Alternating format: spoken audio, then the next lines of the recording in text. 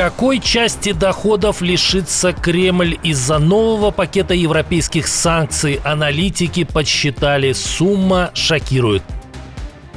Очередной нож в спину. Ближайший союзник резко сокращает закупки в России. Трамп сказал одно, Писториус другое. Сколько же патриотов получит Украина? Есть новая цифра. Женщины против Путина. Как россиянки срывают далекие планы Кремля. Элиту тоже зацепило. Сможет ли выплыть глава «Газпрома»? Неприятный сюрприз для Москвы. На рынке нефти и газа появится новый игрок. И многое другое. Самые важные и срочные новости. Эксклюзивные подробности. Вы смотрите информационный выпуск «Нехта». Оперативно о событиях в Украине, России, Беларуси и мире. Раньше и понятнее других. Все, что нужно знать сегодня. Новые санкции Евросоюза могут забрать у Кремля каждый 5-й рубль из запланированных нефтегазовых доходов, прогнозирует Freedom Finance Global. По оценкам аналитиков, из-за нового механизма установления ценового потолка на нефть российская казна не досчитается 1,5 триллиона рублей в год. Это около 18% от суммы, которую Минфин планировал собрать в текущем году.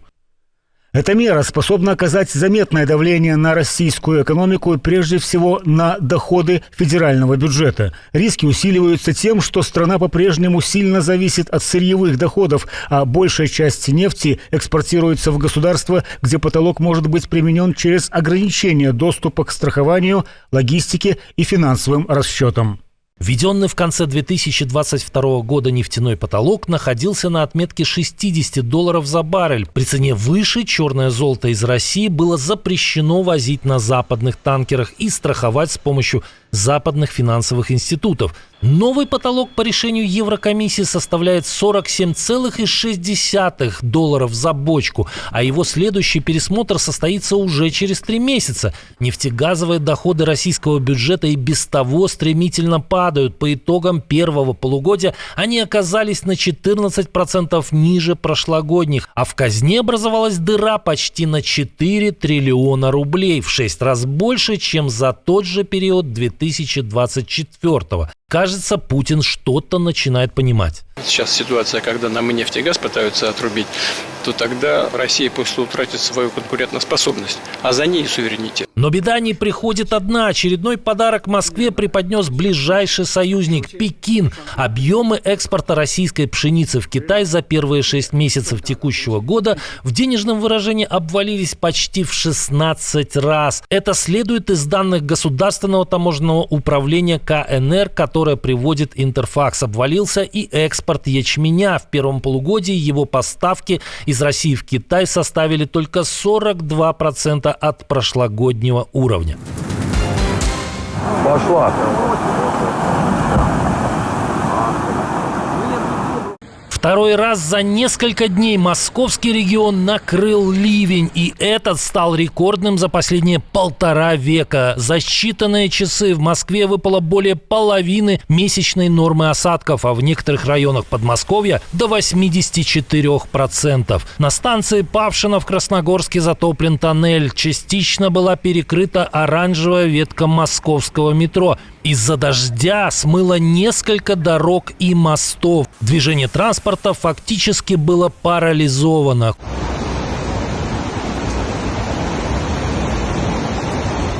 Кое-где с обычного транспорта перешли на снабборды. Не пощадил потоп и путинскую элиту. Затоплен был даже элитный жилкомплекс, в котором находится пентхаус жены путинского историка и переговорщика Мединского. Цены на квартиры там достигают 800 миллионов рублей, а качество так себе. Частично под воду ушла и усадьба главы «Газпрома» Миллера площадью около 7 гектаров в элитном поселке в Подмосковье.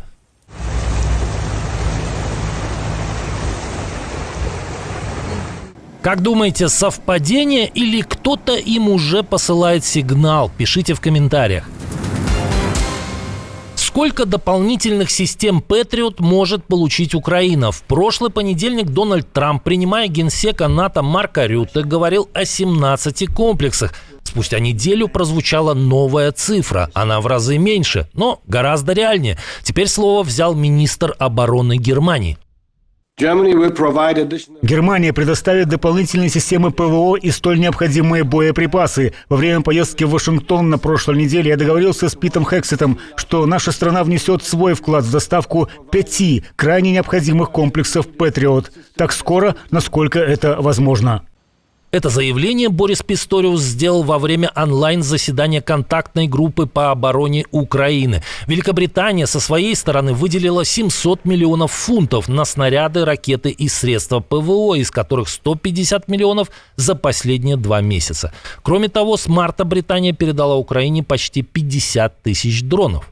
В области обороны, противовоздушной обороны, мы с Борисом договорились о сотрудничестве в поставках критически важных ракет ПВО в Украину. И, наконец, в рамках комплексного пакета помощи НАТО Великобритания выделит еще 40 миллионов фунтов стерлингов. Украина получит 220 тысяч 35-миллиметровых снарядов для зенитной установки «Гепард», а также современные беспилотники большой дальности.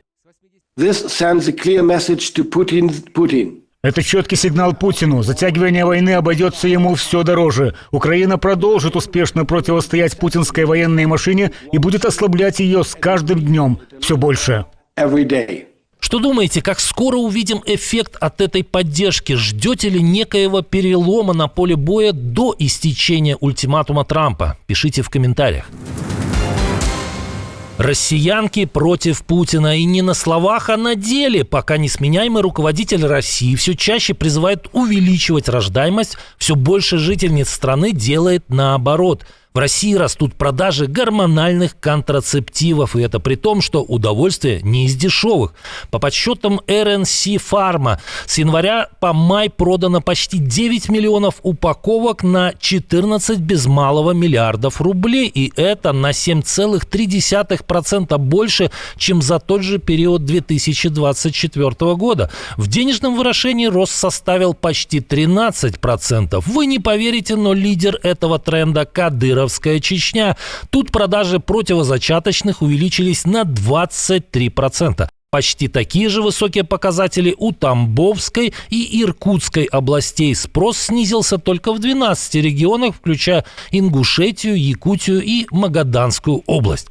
Спрос на противозачаточные растет, несмотря на требования президента Владимира Путина поднять коэффициент рождаемости. По данным Росстата, в 2024 году на свет появились только 1 222 000 младенцев. Это минимум с 1999 года, того самого, когда Ельцин назначил Путина руководить правительством. За январь-март текущего года число родившихся снизилось еще на 11,5 тысяч младенцев. Как отмечал демограф Алексей Ракша, первый квартал 2025 года поставил антирекорд за 200 лет. Как думаете, почему в России женщины не хотят рожать? Гергиев Валерий Абисалович. Народный артист Российской Федерации, художественный руководитель, директор Государственного академического Мариинского театра. Кремль потерпел поражение в этот раз на культурном фронте. Любимому путинскому дирижеру показали отворот-поворот в Италии.